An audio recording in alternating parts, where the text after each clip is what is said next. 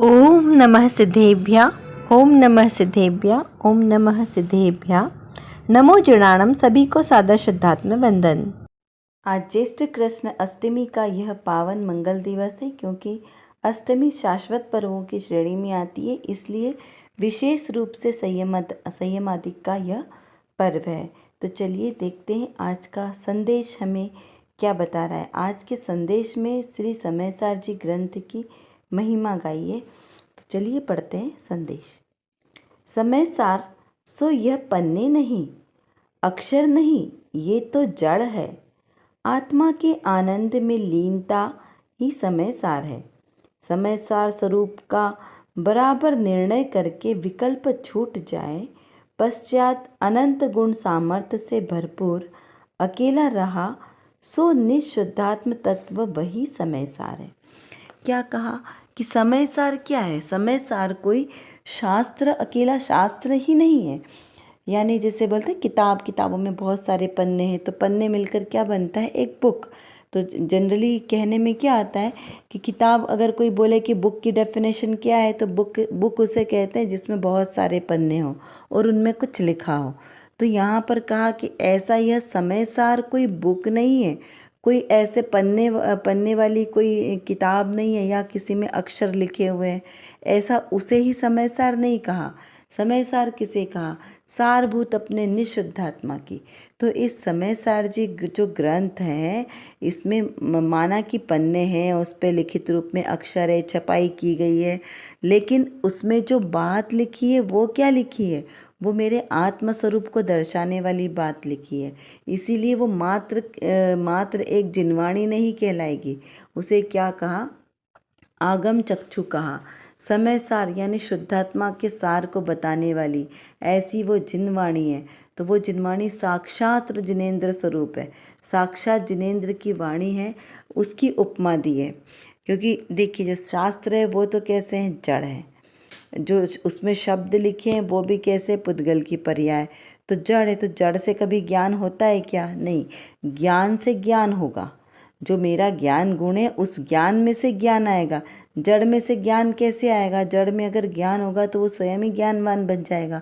लेकिन यह जिनवाणी जो अपने आत्मा का स्वरूप बताने वाली है, उस अपेक्षा से वो जिनवाणी कैसी है? वो ज्ञानवान शादवादमयी जिनवाणी, वो साक्षात जिनेंद्र की वाणी कहलाई।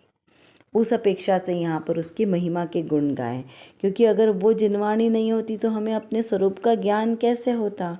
हम तो अनादिकाल से जैसे संसार में ही अपनापन मान रहे थे, वैसा ही मानते रहते, तो संसार का अभाव करने का कभी विकल्प भी नहीं आता हमें। तो यहाँ पे कहा कि ऐसा आत्मा स्वरूप का आश्रय का बराबर निर्णय करके करे तो उससे विकल्प छूट जाते हैं।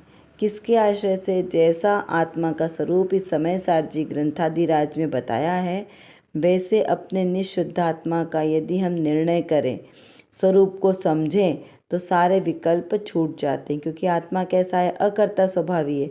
और समयसार जी में की छठी गाथा में क्या कहा कि आत्मा एक ज्ञायक रूप है, न प्रमत्त भी नहीं है, अप्रमत्त भी नहीं है, मतलब शुभ राग वाला भी नहीं है, अशुभ राग का करने वाला भी नहीं है।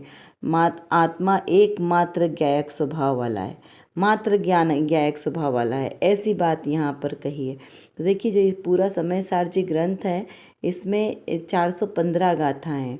और समयसार जी में जो सबसे पहले एक पूर्व रंग अधिकार है, जिसमें समग्र पूरे शास्त्र का सार आ गया, निचोड़। उसमें कुल 38 गाथाओं में पूर्व रंग अधिकार है। उसके बाद में जीवाजी का अधिकार, कुल 10 अधिकार है।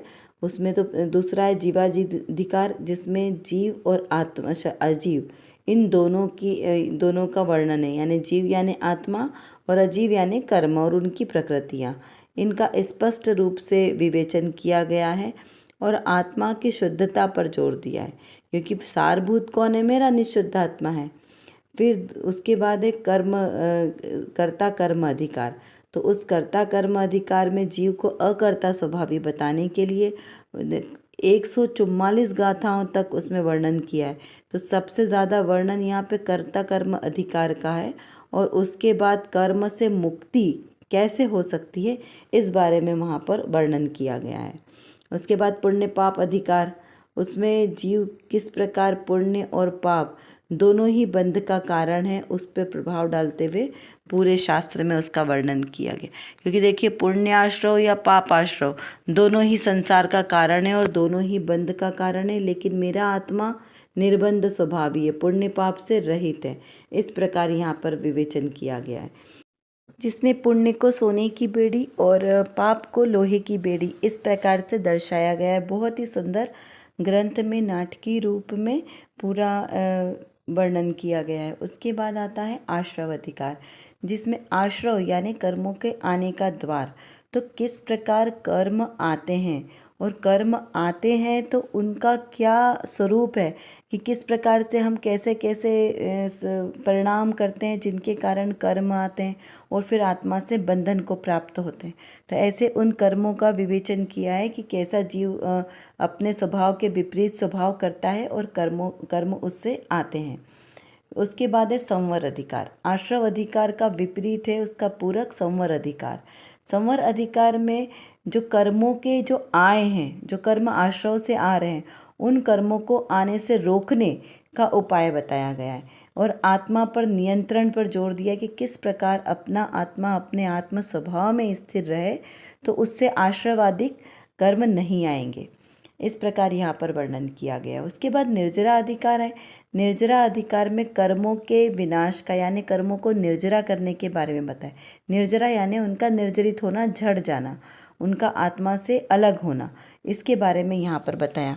अच्छा देखिए, इसमें यहाँ पे कर्मों का आश्रव, तो कर्मों का आना संसार का कारण है, बंधना वो भी बंध का कारण है, लेकिन संवर और निर्जरा ये सुख स्वरूप है। क्यों? क्योंकि वो जो पाप कर्म आ रहे हैं, पुण्य पाप रूपी जो कर्म हैं वो आश्रव के द्वार से आते हैं और बंध के द्वारा बंध जाते हैं। तो उन पुण्य पाप के कर्मों को आश्रव और बंध ना हो, इसीलिए ये संवर और निर्जरा प्रकट करते हैं। इसके बाद आचार्य देव ने बंध अधिकार लिया है। इस अध्याय में कर्मों के बंधन को स्पष्ट किया गया है कि किस प्रकार से कर्म जीव और अजीव अपना स्वरूप भूलकर किस प्रकार से कर्ता कर्म की मिथ्या भ्रांति के कारण पुण्य पाप आदि क्रियाएं करते हैं और उसके कारण जीव को आश्रव कर्म होते हैं और आश्रव के साथ बंध और निर्जरा ये सतत चलती रहती है। लेकिन जो संवर और निर्जरा जो सतत चलती रहती है उसके साथ जीव को कैसे कर्म बंधते हैं, ऐसे बहुत ही विस्तृत एक तरीके से पूरे अधिकारों का समावेश किया गया है। उसके बाद में मोक्ष अधिकार। इस अध्याय में मुक्ति का मार्ग क्या है, जीव कैसे संसार में परिभ्रमण कर रहा है और किस रीति से वो संसार से मुक्त दशा को प्राप्त हो सकता है, इस प्रकार जीव इसमें विवेचन किया गया है। उसके बाद आता है सर्व विशुद्ध ज्ञान अधिकार। इस अधिकार में आत्मा शुद्ध ज्ञान और आत्मा को का किस प्रकार से इस आत्मा है, उसका कैसा स्वरूप है, उसका कैसा स्वभाव है, इसका बोध कराया गया है। इसके बाद आता है शाद्वाद अधिकार। इसमें आत्मा के अनेकांत रूप से स्वरूप की विवेचना की है कि कैसा आत्मा नित्य भी है, अनित्य भी है, यानी शाद्वाद शैली में किस प्रकार से वस्तु का स्वरूप है, उसे कैसे समझना चाहिए और क्यों उसे समझना आवश्यक है, ये सब बताया है। इसके बाद ही उसमें परिशिष्ट में बहुत ही सुंदर वर्णन 47 शक्तियों का किया है। जो आत्मा की 47 शक्तियाँ हैं उसका बहुत ही सुंदर वहाँ पर विवेचन किया गया इस ग्रंथ में।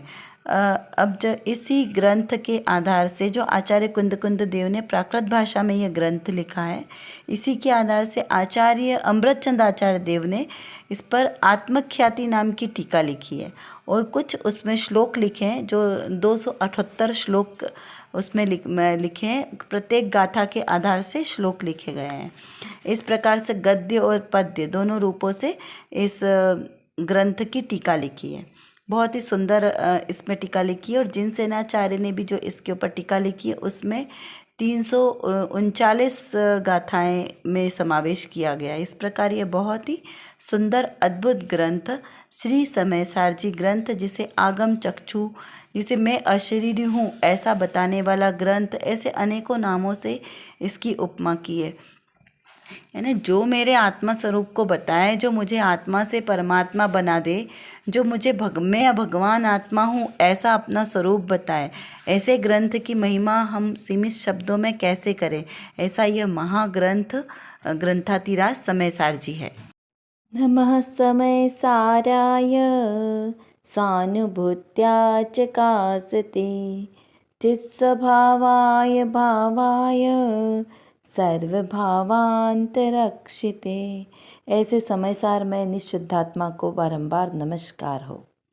चलिए अब देखते हैं आज की रत्न कणिका में कौन सा प्रश्न है। आया मुमुक्षु ने प्रश्न किया है कि दोष का फल स्वर्ग मिले। क्या कहा कि प्रश्न पहले समझते हैं कि जैसे यदि जो अपनी आत्म साधना में कोई दोष लगाता है तो उसका फल क्या है, स्वर्ग। तो यहाँ पर उसने प्रश्न किया कि दोष का फल स्वर्ग मिले, ये कैसे। तो उसका समाधान करते हुए बताया आचार्य पूज्यपाद स्वामी ने इष्टोपदेश जी ग्रंथ के आधार से। यहाँ पर कहा कि राग का फल स्वर्ग हुआ, तो ये दोष है ना, क्योंकि दोष है तभी तो स्वर्गाधिक, वरना राग नहीं होता तो वीतराग दशा होती, और वीतरागता का फल मोक्ष होना चाहिए। तो मोक्ष ना मिलकर यहाँ पर स्वर्ग आदि मिला, इसलिए यह दोष कहा है। परंतु वह यहाँ ध्यान करते करते अधूरा ध्यान रहा। जो राग विकल्प उठा कि मैं पूर्ण हूँ, पूर्ण हूँ, पूर्ण हूँ, ऐसा विकल्प उठा, उस विकल्प में पुण्य बंध जाए तो स्वर्ग मिले। अंतर आत्मा के आनंद में एकाग्रता हो उतने ही निर्जरा और संवर होता है, मुक्ति और भुक्ति प्रदान करता है। तो लो, ध्यान करते करते किंचित थोड़ा राग बाकी रह जाए तो उससे भुक्ति यानी स्वर्ग का सुख मिलता है। जैसे ओमकार में भी बताया है कि ओमकार बिंदु संयुक्तम नित्यम ध्यायन्ति योगिनः कामदम मोक्षदम चैव। यानी वहाँ भी दोनों बातें ली गई है। कामदम यानी जरा राग बाकी रह जाए तो उसको स्वर्ग सुख मिलता है। कहो, इस प्रकार समझ में आया ना। इस प्रकार की बात गुरुदेव श्री ने कही। तो यहाँ पर क्या बताया कि राग का अंश मात्र भी बुरा है। मोक्ष मार्ग प्रकाशक जी में कहा है ना कि मिथ्यात्व का अंश भी बुरा है, बैरी है। तो राग भी क्या है, मिथ्यात्व है, क्योंकि मिथ्यात्व के ही तो भेदों में राग द्वेष सब कुछ उसी के अंतर्गत में आते हैं, क्योंकि सबसे बड़ा पाप कौन सा है, मिथ्यात्व। तो यहाँ पर कहा कि राग का अंश है वो शुभ राग और अशुभ राग। मतलब प्रशस्त राग है वो बात अलग है कि यहाँ अनंतानुबंधी कषाय चली गई तब वो मिथ्यात्व का अभाव हो गया। लेकिन उसके बाद जो संसार अवस्था चलेगी तो वहाँ सम्यक दर्शन के साथ भी राग हो सकता है। तो यहाँ राग दोनों दो तरह का राग है। तो यहाँ पर अभी जो बात चल रही है कौन से राग की चल रही है, वो प्रशस्त राग की चल रही है, जो अनंतादिक की भक्ति वाला राग है। तो वो वाला राग मिथ्यात्व का कारण नहीं है। इस बात को समझना कि राग में भी डिफरेंस है कि कौन सा राग। एक अशुभ राग है जो 5 इंद्रिय के विषय भोग संबंधी राग है, पर द्रव्य को अपना मानने वाला राग। तो वो वाला राग कैसा है, मिथ्यात्व का कारण है। लेकिन जो अपने आत्म स्वरूप में स्थिरता है और मैं मोक्ष स्वरूप आत्मा हूँ, मैं मोक्ष स्वरूप आत्मा हूँ, मैं निर्विकल्प हूँ, मैं चैतन्य घन हूँ, मैं शुद्ध हूँ, मैं बुद्ध हूँ, अविरुद्ध हूँ, इस प्रकार जो विकल्प रूप से बोल रहा है ना, तो वो भी राग है। क्योंकि यहाँ पे विकल्प उठ रहे हैं तो वो कितना, वो राग की तीव्रता और मंदता में फर्क है। वो राग तीव्र राग है जो संसार का कारण है, और ये वाला राग है ये स्वर्गाधिक अभ्युदय सुख का कारण है। क्योंकि रागांश शब्द है ना, रागांश में बहुत किंचित मात्र का सूक्ष्म राग, तो वो सूक्ष्म राग अभी जैसे स्वर्गाधिक की प्राप्ति हुई, ये दोष के कारण स्वर्गाधिक की प्राप्ति हुई, फिर वो जीव वापस से मनुष्य गति में आएगा, क्योंकि अभी उसके पास सम्यक्त तो पूरा है ना, तो वो सम्यक्त के साथ ही जीव जन्म लेगा। क्योंकि स्वर्गाधिक में कौन सा गुण स्थान हो गया, चतुर्थ गुण स्थान हो गया। तो वहाँ पे सम्यक दर्शन के साथ उत्पन्न हुआ चतुर्थ गुण स्थान वर्ती, फिर से मनुष्य में आएगा। तो यहाँ पर फिर से वो अपने सम्यक्त को और दृढ़ करके फिर मुनि पद धारण करके अपना गुणस्थान ऊपर 6वां 7वां 8वां और बढ़ते बढ़ते शुद्धोपयोग की दशा से वो मोक्ष दशा को प्राप्त करेगा। कब, जब वो किंचित रागांश जो शुभ रागांश है उसका भी अभाव हो जाए। तब यदि वो रागांश बचा रह गया, कदाचित वो रागांश बचा रह गया और भूमिका नीचे गिर गई तो वो जीव मिथ्यात्व में भी जा सकता है, यदि अभी पूर्ण सम्यक्त की प्राप्ति नहीं हुई। पूर्ण सम्यक्त की प्राप्ति कब होती है? 12वें गुणस्थान में। तो 12वें गुणस्थान के बाद जीव गिरता नहीं है, लेकिन 11वें गुणस्थान तक जीव नीचे से गिरता है, नियम से गिरता है, क्योंकि वो धीरे धीरे धीरे धीरे चढ़ता है ना, तो वो धीरे धीरे 11वें गुणस्थान से नीचे गिर के और वापस मिथ्यात्व में आ सकता है। आएगा ही ऐसा जरूरी नहीं है, लेकिन आ सकता है। तो उस अपेक्षा से कहा कि रागांश दुख है, दोष है। अब देखिए एक उदाहरण लेते हैं। 5 पांडव ने जब संसार शरीर भोगों से विरक्ति की और वहाँ पर जब जिनेंद्र भगवान के जिनेंद्र दीक्षा ली, जैनेश्वरी दीक्षा, तब वो जब ध्यान में आरूढ़ थे, उस समय क्या किया? बैरी ने आके उन्हें गरम गरम लोहे के कड़े पहना दिए, तो उससे उनका शरीर सारा जलने लगा। तो जो 3 थे, युधिष्ठिर जी, भीम जी, अर्जुन जी, इन्होंने तो अपनी आत्म साधना की, शुद्धोपयोग दशा को धारण किया और शरीर आदि से ममत्व का पूर्णतः त्याग किया कि जो शरीर जल रहा है वो मेरा नहीं है, मेरा आत्मा तो अग्नि से जलता ही नहीं है ना, शस्त्र से कटता ही नहीं है। तो इस प्रकार उन्होंने शरीर से संबंध छोड़ा और अपने शुद्धोपयोग दशा को एकमात्र निर्विकल्प होकर जब आराधना की तो उन्हें मोक्ष की प्राप्ति हो गई, तत्क्षण मोक्ष की प्राप्ति हो गई। और नकुल जी और सहदेव को किंचित रागांश शेष रहा। कितना? किंचित रागांश शेष रहा, तो उसकी सज़ा उनको क्या मिली? 33 सागर की जेल, सर्वार्थ सिद्धि, यानी मोक्ष से कितना नीचे। देखो, मोक्ष और सर्वार्थ सिद्धि दोनों के बीच कितना कम अंतर है, 1 बाल बराबर की दूरी है, और इतने ही दूरी वो ऊपर से रह गए। किस कारण? सिर्फ इतने से रागांश के कारण। तो वो हुई ना दोष, सजा हुई। तो इस प्रकार यहाँ पर कहा कि राग का अंश मात्र भी बुरा है और रागांश होने से दोष है। परंतु यहाँ पर फिर क्या बताया कि वो ध्यान अधूरा रहा ना, इसलिए उसको दोष कहा कि बार बार विकल्प उठता है।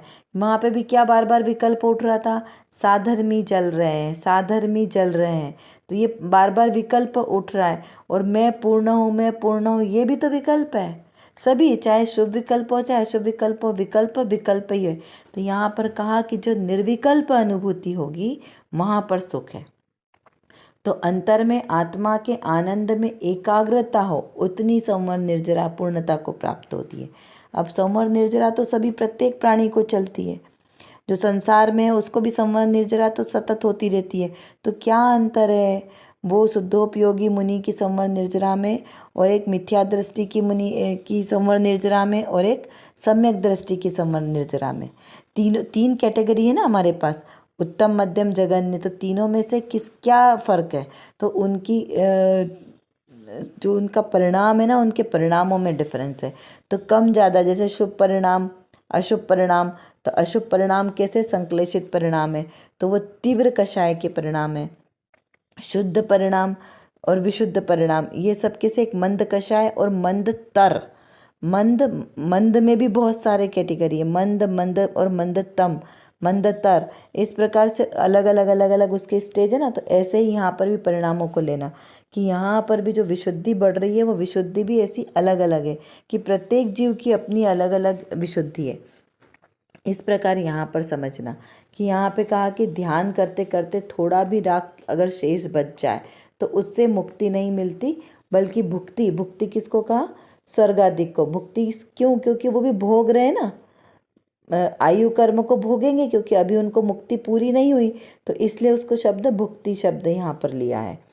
फिर ओमकार में भी आता है, तो ओमकार बिंदु संयुक्तम, ये जो श्लोक है उसमें भी इस प्रकार से दिया है ना कि नित्यम ध्यायन्ति योगिनम। कौन? जो योगी निरंतर अपने ओमकारमयी अपने निःशुद्धात्मा का ध्यान करते हैं, एकमात्र निःशुद्धात्मा का ध्यान करते हैं, उनको ही मुक्ति है। कामदम मोक्षदम चैव। इसका अर्थ है कि जो योगी ओमकार रूप यानी ओमकार रूप पंच परमेष्ठी का ध्यान करते हैं और एक निःशुद्धात्मा का ध्यान करते हैं, ऐसे योगी की कब ध्यान करते हैं? निरंतर, नित्यम ध्यायन्ति योगिनम। ऐसे योगी निरंतर अपने आत्म स्वरूप का ध्यान करते हैं। लेकिन जब कभी कुछ रागांश शेष रह जाए तो उस ध्यान का फल क्या है? कामदम मोक्षदम, यानी वो रागांश शेष रह जाए तो उसका फल स्वर्गाधिक, और रागांश शेष ना रहे, वीतराग रूप अपने स्वरूप का ही ध्यान करे, अपने आत्म स्वरूप का, तो उसका फल मोक्षाधिक। इस प्रकार से यहाँ कहा कि कामदम मोक्षदम चैव ओमकाराय नमो नमः। इस प्रकार यहाँ पर विशेष क्या बात कही कि अगर एकमात्र निःशुद्धात्मा का आश्रय लिया तो उससे मोक्ष की प्राप्ति है, और ओमकार रूप पंच परमेष्ठी रूप का स्मरण किया जिसने नित्यम ध्यायन्ति योगिनम, जिसने नित्य ओमकार में पंच परमेष्ठी का ध्यान किया तो पंच परमेष्ठी पर समय है, तो उसके आश्रय से स्वर्गाधिक सुख, अभ्युदय सुख की प्राप्ति होगी। स्वर्गाधिक या मनुष्य गति में भी उच्च कुल मिलेगा, चक्रवर्तीपना, तीर्थंकरपना, इस प्रकार से अभ्युदय सुख की प्राप्ति होगी। और जो एकमात्र निःशुद्धात्मा का ध्यान करते हैं उन्हें मोक्ष सुख की प्राप्ति होती है। इस प्रकार यहाँ पर इसका अर्थ समझना। यहाँ भी दोनों बातें लिए है ना, यानी कैसी, कामदम वाली भी ली है और मोक्षदम भी ली है, कि दोनों ही कैसा है, कामदम यानी स्वर्गाधिक सुख और मोक्षदम यानी मोक्ष का सुख। तो इस प्रकार दोनों सुख मिलता है। तो किससे मिलता है?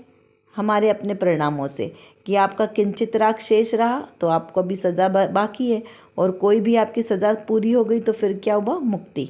फिर आपको मुक्ति, इस संसार से मुक्ति होगी। इस प्रकार यहाँ पर समझना है। इस अपेक्षा से यहाँ पे राग का फल दोष कहा है। अब देखिए, मुक्ति भी दो प्रकार की होती, द्रव्य मोक्ष और भाव मोक्ष। और भी बहुत सारे इसके भेद प्रभेद है, लेकिन हम दो को कैसे समझे? द्रव्य मोक्ष जब जीव की आयु पूर्ण हो गई और उसे अब संसार में नहीं आना है, पूर्ण वीतराग दशा प्रकट हो गई, तो वो जो निर्वाण मुक्ति हुई उसे कहा द्रव्य मोक्ष। और भाव मोक्ष जैसे अरहंतादिक की दशा, अरहंत अवस्था है, अभी पूर्ण वीतरागता 12वें गुणस्थान से स्टार्ट हो गई है और 14वें गुणस्थान में पूर्णता हुई है। तो 12वें गुणस्थान से जो वीतरागता प्रारंभ हुई है, लेकिन अभी आयु का क्षय नहीं हुआ और अब वापस संसार में भी दोबारा नहीं आना है, तो इसलिए उसे भाव मोक्ष वहाँ पर कहते हैं। इस प्रकार से इसको समझना है। चलिए अब कुछ प्रश्नों के माध्यम से हम थोड़ी सी चिंतन धारा को बढ़ाते हैं। समय सारजी ग्रंथ को ग्रंथादिराज क्यों कहा जाता है, इस पर विचार कीजिए। ग्रंथादिराज यानी सभी ग्रंथों में श्रेष्ठ, इसको क्यों कहा जाता है? वैसे समय सारजी ग्रंथ द्वितीय श्रुति स्कंद की श्रेणी में आता है, जो आध्यात्मिक शास्त्र है। एक होता है आगम शास्त्र और दूसरा है अध्यात्म शास्त्र। दोनों में शैली का फर्क है। तो जो कर्णानियोग के ग्रंथ हैं वो सारे आगम ग्रंथ कहलाते हैं, और द्रव्यानियोग के ग्रंथ अध्यात्म ग्रंथ कहलाते हैं। चरणानियोग भी आ जाता है उसमें, कर्णानियोग, चरणानियोग, वो सब आगम ग्रंथों की श्रेणी में आते हैं। समय सारजी में किसका वर्णन किया गया है और उसमें कितने अधिकारों में वर्णन किया है, क्या, क्योंकि ये सब चीज़ें भी हमें ख्याल होनी चाहिए कि पूरा ग्रंथ तो वैसे अवश्य पढ़ें, लेकिन पूरा ग्रंथ ना पढ़ें तो कम से कम उसमें क्या विषय वस्तु बताई है इतना तो हमें ख्याल आना ही चाहिए। ऐसा क्यों कहा कि शास्त्र पन्ने हैं, जड़ है, शब्द है? अगर शास्त्र जड़ है, शब्द जड़ है, तो फिर चेतन क्या है? इस पर विचार कीजिए कि चेतन स्वरूप आत्मा कौन है, मैं या किसी और की बात चल रही है? तो यहाँ अपनी, क्योंकि हमारे को अपना प्रयोजन सिद्ध होना चाहिए, तो अपने प्रयोजन की सिद्धि के लिए हमें यह जानना आवश्यक है कि चेतन क्या है मेरे लिए। राग को दोष क्यों कहा जाता है? राग को दोष क्यों कहा है और कैसे राग के दोष से हमें बचना है, इस पर विचार करें। फिर इसका अर्थ देखें। ओंकार बिंदु संयुक्तम नित्यम ध्यायन्ति योगिनः कामदम मोक्षदम चैव ओंकाराय नमो नमः। इसका अर्थ क्या है और इस अर्थ के साथ में अपने प्रयोजन की सिद्धि हम कैसे करें, इस मंगलाचरण के द्वारा हमें यह समझना है कि अपना स्वरूप कैसा, यहाँ पर हमें क्या ग्रहण करना है, किसको अंगीकार करना है। क्योंकि यहाँ पर वर्णन किस किस का किया है? पंच परमेष्ठी का। ओमकार, ओम में 5 परमेष्ठी समाहित है। कौन कौन से? अरहंत जी, सिद्ध जी, आचार्य जी, उपाध्याय जी और साधु जी, ऐसे 5 परमेष्ठी ओम में समाहित है। इसीलिए इसे प्रणव मंत्र भी कहा है, और इसमें से सारे मंत्रों की उत्पत्ति का स्थान यही है, इसीलिए इसे प्रणव मंत्र कहा है। और ओम के अंदर 3 लोक गर्भित है, 5 प्रकार के ज्ञान भी इसमें ओम में गर्भित है। ऐसा इसका विचार करना है। कर विचार तो पाम। हम जितना विचार करेंगे उतना ही हमारा विषय क्लियर होगा, क्योंकि हमारे पास समय की कमी है और जानना बहुत ज़्यादा है। और किसको जानना है? अपने ही ज्ञायक स्वभाव को जानना है। तो जब तक हम अपने इस ज्ञायक स्वभाव को नहीं जानेंगे तब तक हमारा कोई भी कार्य सिद्ध नहीं हो सकता। तो एकमात्र जो मेरे अंदर मतलब मेरे आत्म स्वभाव में जो ज्ञान नाम का विशेष गुण है, इस गुण को एकमात्र अपने ज्ञायक स्वभाव को जानने में लगाएं तो निर्विकल्प दशा की प्राप्ति होगी। और इस निर्विकल्प दशा के ही आश्रय से हमें शाश्वत सुख की प्राप्ति होगी। तो वो शाश्वत सुख हमें प्राप्त हो, इसीलिए पुरुषार्थ करना आवश्यक है। उसके लिए व्यवहार से तो सच्चे वीतरागी देवशास्त्र गुरु का आश्रय लेना योग्य है, और निश्चय नय से मेरी निज शुद्धात्मा का आश्रय लेना ही सर्वश्रेष्ठ उपाय है। अभी के लिए बस इतना ही। विशेष चर्चा हम आगे की कक्षाओं में करेंगे। तब तक हम अपने आत्मस्वरूप को जानें, पहचानें और उसी में लीन रहें। इसी विशेष मंगल भावना के साथ आप सभी को सादर जय जिनेंद्र।